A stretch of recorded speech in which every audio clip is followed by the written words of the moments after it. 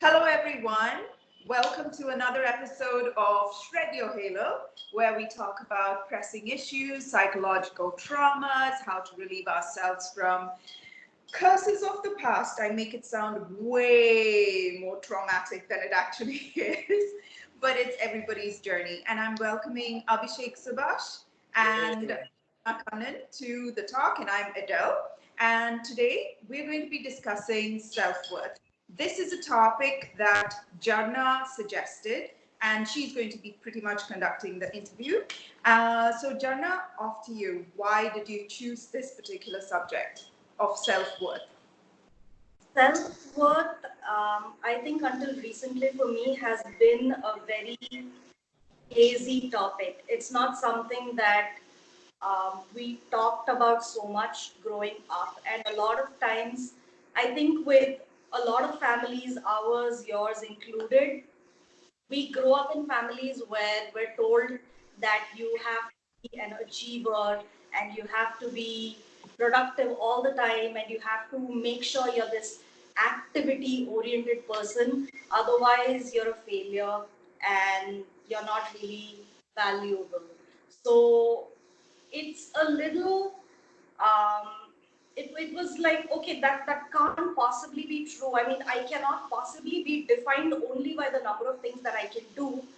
And I just felt like it was something that was worth exploring a lot more, because I feel like personally worth goes way deep than what we actually do and say.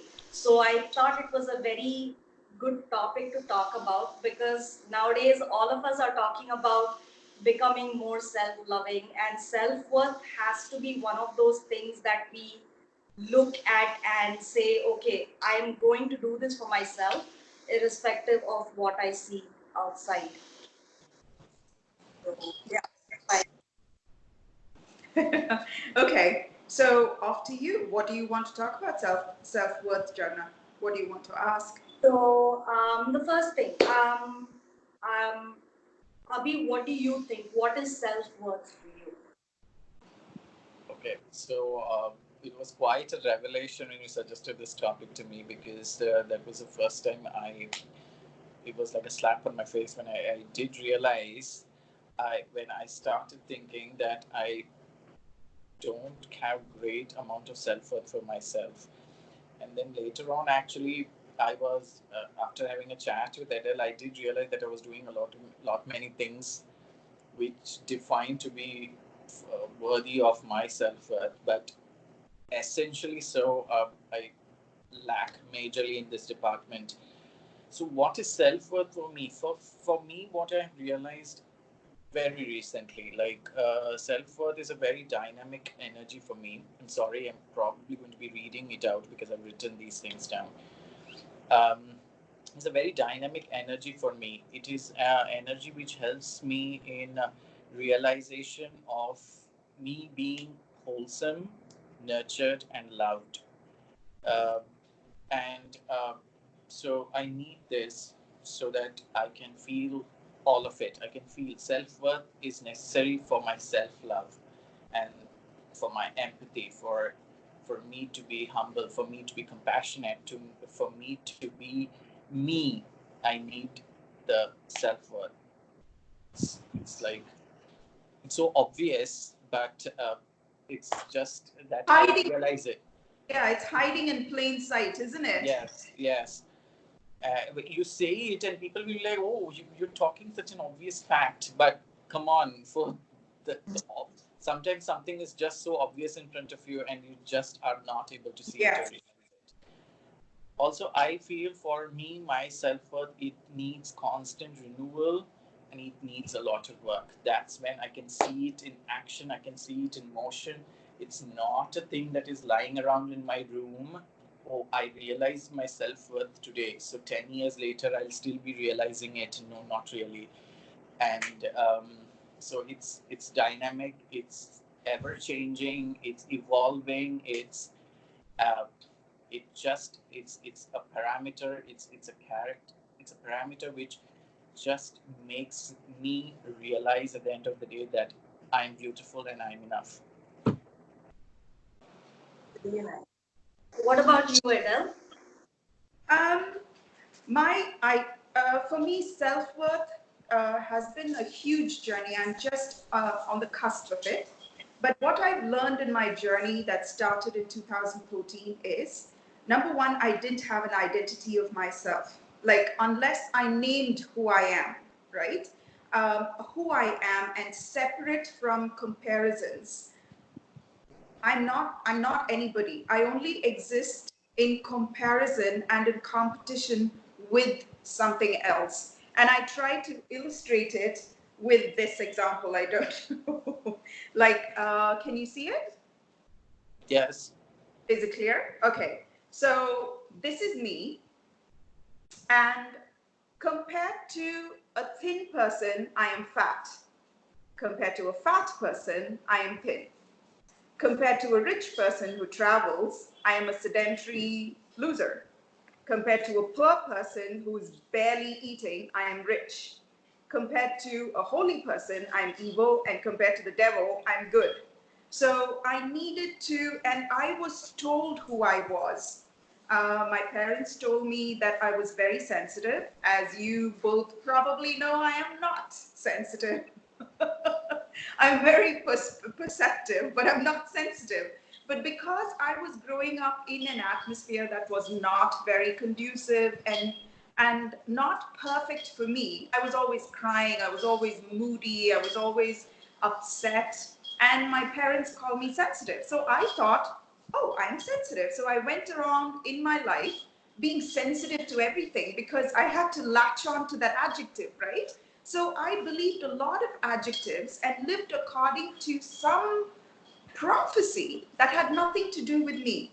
So I unplugging and finding my own identity is a work and a half. There are two ways to do it, and I attempted two methods. One method is, again, I illustrated, I hope you can see it. I tried to cut, is it clear? Yeah. I tried to cut it all off. And this is a type of ego death. I tried to cut off my reaction to body images. I tried to cut off, and it was a very stumped kind of an existence. And I understand that there are lots of people who do it and succeed. And to me, they are the great sages, they're the great munivars, they are the great hermits who leave life as they know it and go away. But I kind of like life in the big city. I love the bustle of everyday life. I love walking into people who mirror me in some way or the other. So, and I think consistently the one teacher who's always taught integration is Teal Swan. And I'm so glad that I had the pleasure and the great honor of running into her teaching. So what I've managed to do is integration. Put everything inside me. I am the fat person, I am the thin person, I am the good person, I am the bad person, I am the rich person, I am the poor person, I am the tall person, I am the short person, I'm everything. So, how I worked that out to find my identity is whenever I had a reaction to something. If once we went to a dinner with my mom, and I saw this extremely fat person sitting and eating by himself, being very happy, and I had this visceral reaction. So I worked on it, the feelings that I had. So my fat fears got settled inside of me.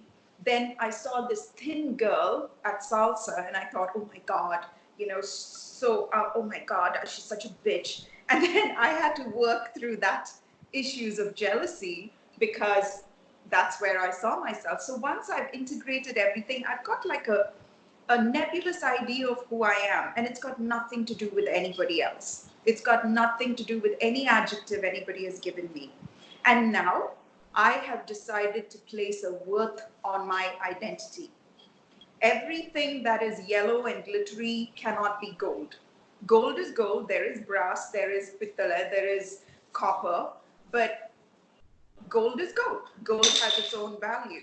So once I have my own identity now, I have decided to place a value on it. And my worth, which is my value, is, I think, in my life, it's more dependent on what I cut off rather than who I've assimilated. Because value depends on certain aspects. Accessibility. If everybody has access to it, then it has low value.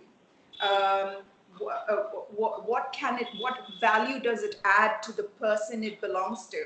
So who has access to it is very important.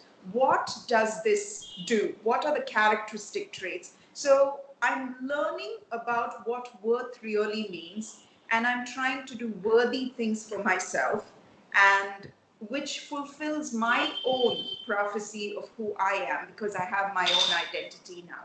What about you, Jarna? So, like I mentioned at the beginning, this self-worth topic is so new to me, and still learning what it means on a daily basis, because this is something that will go on and on and on. And then you just discover something new about yourself, and that adds to the self worth that is already there in place. So, for me personally, this is something that I've just stumbled across. And also, like you mentioned, with Teal Swan's teachings, I follow her as well. And I'm so grateful that she gives her knowledge and wisdom so freely. So, one of the things that I learned is that it is okay to be exactly who I am. And of course, it's taking a little practice accepting all those parts of me. But even if I don't do anything until the day I die, if I only breathe and I just exist, it means I'm worthy and I'm here for a reason. So I just feel like, the creator does not create unless there is a purpose for it. And I feel one of the things that helps self worth is, like you mentioned, not trying to compare ourselves, because the minute we start comparing, there's already a differentiation. And you say, okay, this is nice about you, but this is better about me. So it becomes a very unhealthy dynamic, not just with you and the person outside, but even within yourself. And it also is extremely restricting when you compare, because it does not allow you to expand.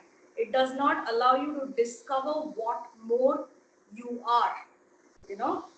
And everybody has their own way of expressing themselves, and self-worth is something that takes hard work, like Abhi said, because we grow up listening to opinions and adjectives of what people place on us that we internalize, and we think that that is what we are. And as a person, as a child, I remember being told that you're very lazy, you're not active, you don't move around. And now I'm beginning to realize that the things that I was called lazy for were the things I had absolutely no interest in. So I don't know how. I guess as children we just sort of start internalizing everything. So for me personally, when I'm talking about self worth, it's a concept where I feel, firstly, of course, it takes a little bit of courage to say, I'm willing to find this part of me despite what the world says, Yeah. because the world is always wanting to tear you down. At least, at least the world that I have been part of, because I had been doing that to myself. If I'm going to keep tearing myself down, I will only find people around me who want to do that to me. So how I treat myself is exactly how someone else is going to treat me. So self-worth is also quite dependent on the fact that you need to be willing to step out on your own and take your life in your own hands. And when you realize that you're going through this for yourself, somehow miraculously you will find people who will do that for you, because they're also trying to do that for themselves. So having people around who've been very supportive is is one of the biggest factors why I think it's a journey that is worth taking, because it is not easy, but it is worth every single breath. Every part of your life is worth taking that risk, because what else are we here for anyway? Because if you're not going to find self-worth, you will not know how to interact with other people. You will always be dependent on another person's constant validation. And as someone who's been on the side of needing constant validation and also having to give that constant validation, it is exhausting.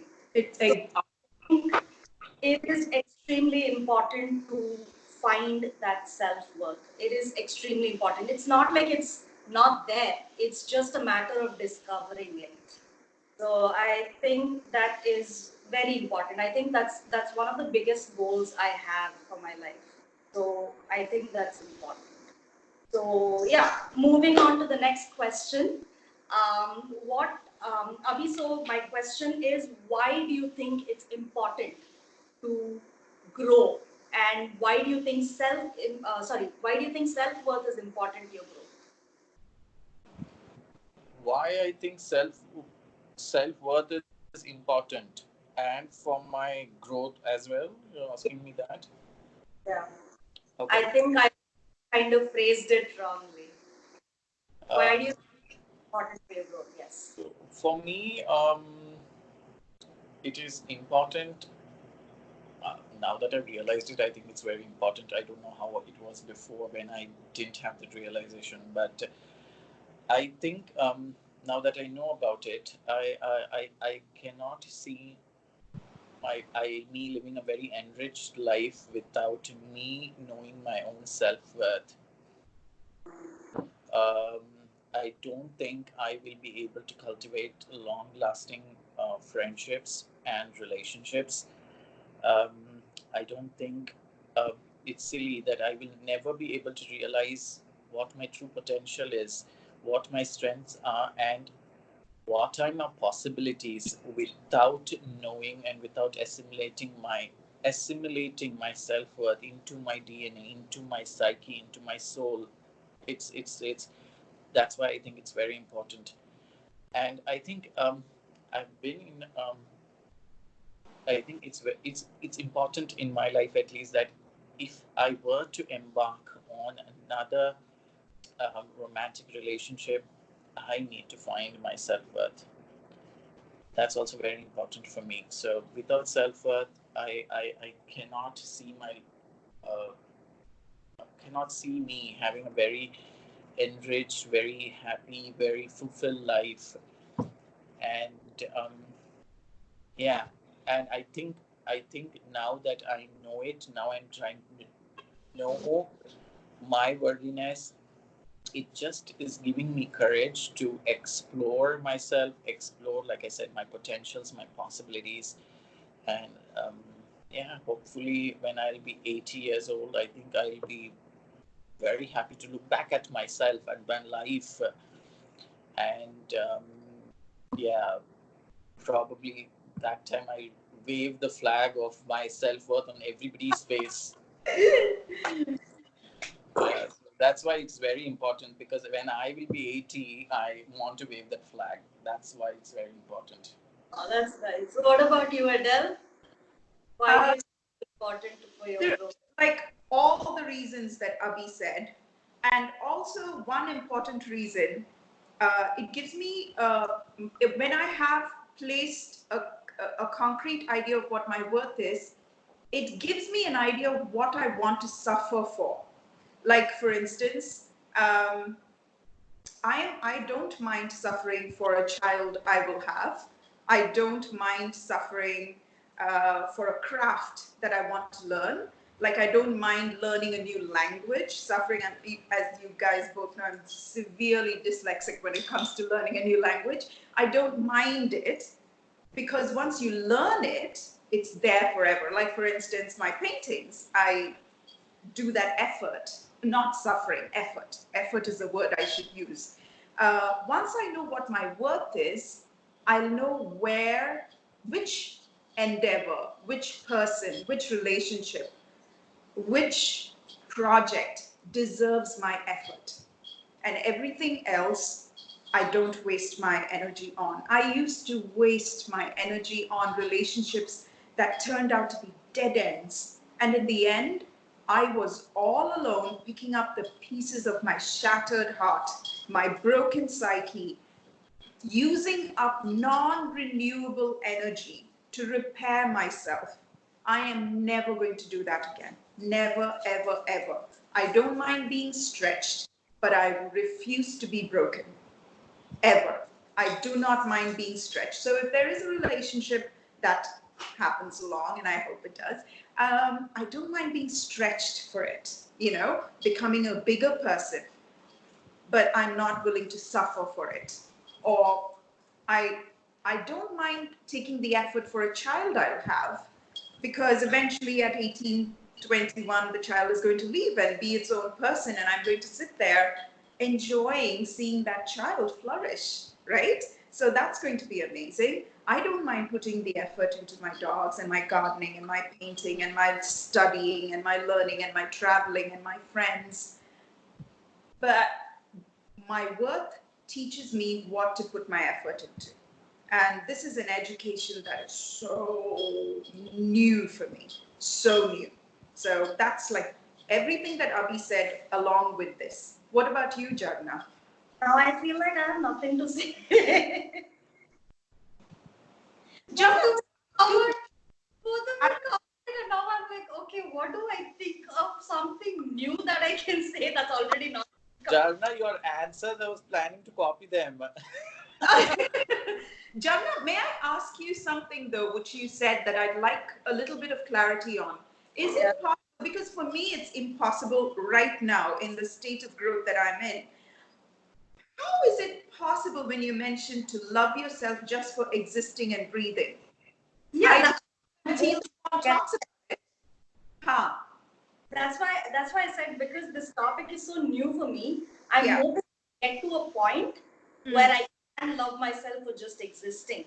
That's not the case right now, because it's taking me a lot of hard work to Yeah. even love the small parts of me that I sometimes I'm like, oh my god, this is another thing about me that I have to deal with now. Like, why? So I'm hoping there'll be a point where I don't feel guilty or ashamed of parts of me that are just there, because it's who I am, right? So when I was talking about what I learned from Teens One's videos, I said that I like what I meant was there is a concept where I can breathe and exist, and that is all I do, and I feel worthy. I hope to be there at some point, I don't know, 50, 60 years from now. And then when we look back, we'll be like, okay, we've come a long way. So, yeah. What are you doing right now to get to that point, Jharna? I am trying to take up things that I actually enjoy doing. Like, I like singing, so I sing. I mean, I'm not taking singing classes, but I sing a lot. And I also like reading, so I listen to books as well as I read. And I've been doing a lot of writing of late, but mostly journaling, not like writing for the purpose of getting it published or anything. But journaling is giving me a lot of insight into who I am, because I'm not thinking when I'm writing, I'm just writing. So suddenly something new comes up, and I'm like, okay, so this is something that I didn't know consciously about myself. And I'm trying to find other ways to do things. So I'm trying to take up things that I felt that I loved doing as a child, or just going for a walk, or doing some physical activity that gives me a little bit of confidence that I can move around freely because my body's allowing me to do that. So these are few things that I am doing for now, and hopefully I want to be able to build over this and put my energy, like you said, put my energy into places that takes an effort, and when I see the end result, I feel happy about it. So all of these things are again very, very like baby steps for me. I am still trying to sort of stumble through, and suddenly I come across something and I feel like, okay, this is something I could include as part of my life. And also I'm trying to be mindful of how I feel around people and around situations, because sometimes I notice that my body has a reaction to a person or it has a reaction to situations which I can recognize as pleasant or unpleasant. And I did not have this knowledge before. Earlier, I just thought that being feeling very trapped in the company of people was just normal. And when I feel that now, and I think back, and I literally go like, how did I even assume that this was okay? How did I normalize this? So that and that gives me a little bit of power back, because then I know, okay, so this is not healthy for me. I have to find a way to work through this. So that also is a very telling way of knowing where to put your energy and how your self-worth can build over a period of time by being more mindful of how you feel. That I think is very important. See, that's the reason I asked you that question, because a long time ago, before I went on this journey of discovering my identity, my true identity, and putting a worth on it, a value on myself. Before that, I genuinely, I did nothing esteemable, but I had an imaginary version of myself, and I just existed. I had a degree, I had a job, and that's it. And I almost held people hostage to make me feel special, and I genuinely, delusionally, had loved myself deeply. I did. But it was a very delusional, theoretical, academic kind of a love. It wasn't practical. That's why I asked you that question. But now I don't spend my time thinking that I am great, which I did before. Now I do great things. Like, as you guys know, we're all doing these amazing, great things as habits every day. And yet I feel humble inside. I don't know. This is just so weird. Things we just so never expected, right? So this is why I hear what you said, Jharna, but I think I don't understand it anymore. I understood it many years ago when I had no actions and just an idea of loving myself. But now that I've immersed myself into actions, an action filled life, now this is very, very an alien concept now again. So I like what you said as well, Abhi, tying up to this. When we are 80, we can look back at ourselves like right now and say, that's a data point. But I'm glad we started on our journey. Yeah. So, the my question again to you guys: why do you think? Okay, I already covered that. How do you focus on discovering self worth? Sorry, what is, How do you discover self worth? how do you discover self worth? Okay. Abhi, go ahead. Okay, all right. Discovering, defining self worth. I have some pointers. I've written 10 pointers actually.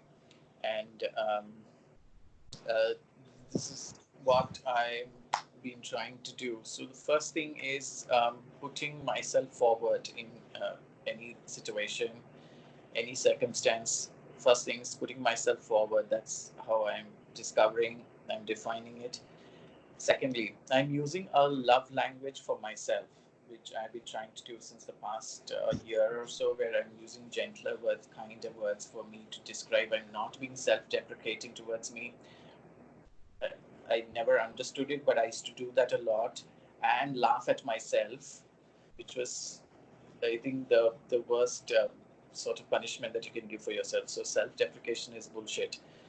And third, you being doing stuff, doing your things, going ahead with full gusto despite that critical inner voice. Just go ahead, going ahead with it. I wouldn't have done that. I just finished my beginner's course in pottery. Um, if my critical inner voice was all the time right up there when I was joining the course. Then what the hell are you doing? But I still went and did it. So for the first time, one of the first time I have done something, despite that critical voice telling me you're not worth it, But no, I'm worth it. I'm worth the pottery and I'm worth the efforts. Fourth, developing and sustaining a soul tribe. So I think it's very important having your soul friends, soul tribe, knowing the people. Um, Tribe means if you're having 10 people in your tribe, I wouldn't call it a tribe. Let that be clear. So, yeah, if somebody is going to go and literally collect a tribe, mind it is not going to be fruitful. So, 2 to 3, max 4, I would say. Yeah, soul tribe, and that's it. Having goals, and thank you, Edel, I think, for putting Yeah. up, yes, goals, very important. I think that's completely changed the direction of my life 2020. So goals, um, I think sixth thing is doing something creative and artistic. That's helped me realize a lot of things. For me, I've learned humility, and one of the things that I've learned, I think artistic creative expression just taps that part of your soul, I think, and something blossoms inside you and you just feel so good. So I think that's one more thing. Seventh thing, I will say, self-care. Be it anything, spa, relaxation, you splurge on beauty products, just self-care. Self-care, very, very, very important. How you look, how you dress, how you see yourself. For me, selfies is very important. I keep taking selfies. I love to see it. Previously, it was a lot was about the Instagram adulation that I was getting, but now I personally love seeing it. So yeah, so you dress good, look good. I take a selfie and I feel so much better. Fitness is very important. Eighth point for me, fitness. Taking care of yourself. Fitness, it's all body positive in whichever body shape anybody is, but just be very fit. So being fit is completely different from, I think, having a ripped or a six pack, that thing. So it's not like that. So fitness, or just do, I think that's giving me a lot of, I'm loving myself for doing that. I'm surprised that I've put this point, the ninth point, or some years back, this will be my first point. So, being good at my profession. So, I love my job. I'm a doctor and I love it. And yeah, so being good at it, it gives me immense pleasure and joy. And 10th, last but not the least, being unapologetic for who I am and for choosing myself in every circumstance and every scenario. That's how I discover, that's how I define This it. list deserves an applause. Thank Yeah, you. well done, Abhi. Yes, we're very proud of you as well. That's it's so detailed. Plus, it shows how much of focus you're putting into the aspect of self-worth, which is so important. Yes.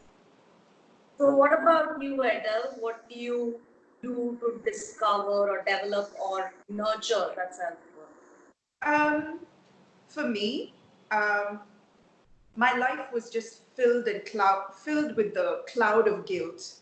So, for me to assimilate that guilt and diffuse it and integrate it into my system, and now that I have become different as a result of no longer living under a shadow of guilt, was my first step. And the second thing I did to develop my sense of self-worth is following my joy. Right now, it looks like having goals, taking up gardening, it's about painting, making wine, taking care of my dogs, rescuing dogs, taking care of them, making sure that I make time for it. Takes different aspects. For me, I'm not too fussed about what form it'll take. I'm going to follow my joy.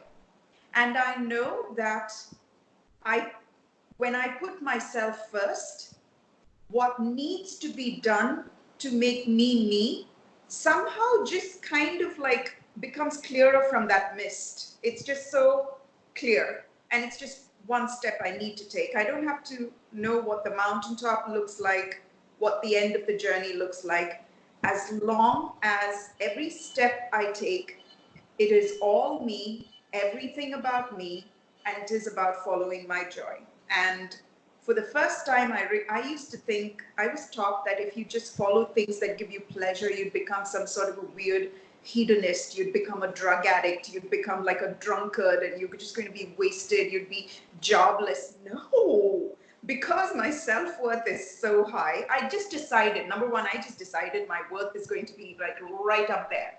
Why not? Right? I decide. I have my identity. I decide my worth. Nobody's going to question it because nobody can. It is self worth. It's not your worth, your idea of worth to me. My self worth, I look around and there's nobody parallel to me. I'm literally the only person with that degree of self worth. And I do worthy things as a result of having that self worth. I'm not doing things and trying to generate self worth. I'm doing things as a result of placing a high value on myself. So it feels like I'm living in a foreign land right now. Like I don't know the language, I don't know the customs of the people. So, and that's the beauty of it. It's self worth, and I create this world through estimable actions, through ancient wisdom, through instinct, through my God given right to create a life that makes sense to me. So, unapologetically, I might make mistakes, but they're not mistakes. There's just stuff that didn't work for me. I'm just following my joy. There's really no rule right now. What about you, Jharna? How do you develop self worth? I think for me, the first step was to decide that I wanted a better life for myself. And that can only come from a place of feeling worthy from the inside, not by plastering yourself with more and more adjectives and opinions of other people. And I think for me, the best thing I can do to discover my self worth is let my inner child call the shots. Because consciously, sometimes when I feel like I'm doing a meditation and I'm listening to my inner child, I feel like she's my parent and I am the child that needs to listen. And I'm like, oh my God, she's so much more knowledgeable and has so much more wisdom than I can consciously think of. So letting her call the shots, that's one of the first things. And of course, what you guys mentioned as part of how you are focusing on discovering self worth, having goals. Because at the end of the week, when we're discussing goals, and I look back at the week and I feel like, my goodness, I have done everything that I put down in that list, it makes me feel good about myself. And that adds to my self worth. So, doing things that make me happy, keeping my word to myself, that gives me self worth. Because if I'm not be accountable to myself, how am I going to be accountable to creating a life that I want? That's not going to happen. So that is one thing. Second thing is, like Abhi said, choosing myself over and over and over again. Initially, it might seem very weird because we're not used to it. But once it starts becoming a habit, it starts becoming a part of your DNA. And then it just becomes some, it's not like you even have to go around tell people, oh, look at my self-worth, I'm so worthy. And it's just going to happen. You're going to be creating a life where you do not have to apologize for who you are. You do not have to think about what other people will think of you, because we have enough to think about ourselves. I mean, all the space in our head is crowded by 99% with other people and just 1% of who we are. So, discovering self worth is something that will hopefully make room for me 100%, and putting my energy into places that brings back something to me instead of how other people will perceive who I am. So I think these are a few ways to go about it. And I also feel reading is something that helps you look at different perspectives, which can give you a little bit of knowledge as to how you want to adopt something into your life. So that is also one way to discover self-worth through other people's perspectives. And of course, having people around you who are rallying for you, and then you're rallying for them, and we're all rallying for each other. So I think that's a great way to discover self-worth. Perfect. So yeah, I think we've covered everything. Is there anything else you guys would like to add to this? I like what I think. Just a couple of points. What I think Edel has already mentioned, like um, ruthlessly eliminating toxicity. It's also toxicity, toxic people, toxic situations, whatever it is. I think uh, very important for preserving your self worth. But then again, I think you can only preserve your self worth when you know your self worth. So, yeah, I would. One of the ways of probably doing it is also ruthlessly eliminating a lot of these people who are quite a hindrance to your own growth and your progress. That's all. Perfect. Yes. Since we, sorry, go ahead, Edel. No, I just said that was very important what you said. It bears reiterating. Yes, it's a very important point. And also today's Mahashivratri, since we spoke about it before, I'd just like to make a mention of it. Mahashivratri is a festival it's a Hindu festival that celebrates Lord Shiva. And the significance of Mahashivratri is overcoming darkness within yourself and in the world, and becoming liberated and gaining enlightenment. So hopefully self-worth is one of those really big parts of our life which will lead us down that path. Yes. Yes, it's all about enlightenment. I think. Yeah. I know. Yes, being our own light and lighting our own way Yes. on our own terms. So, yes. Yes.